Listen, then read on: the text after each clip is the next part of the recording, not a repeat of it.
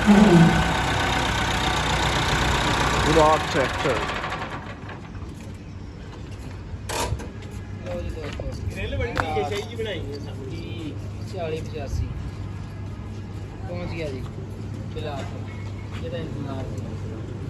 senior YouTuber Yasser ਸਾਹਿਬ ਨਹੀਂ ਮੈਂ ਤਾਂ ਵੈਸੇ ਬੈਠਾ ਹਾਂ ਵੀਡੀਓ ਹੋ ਰਹੀ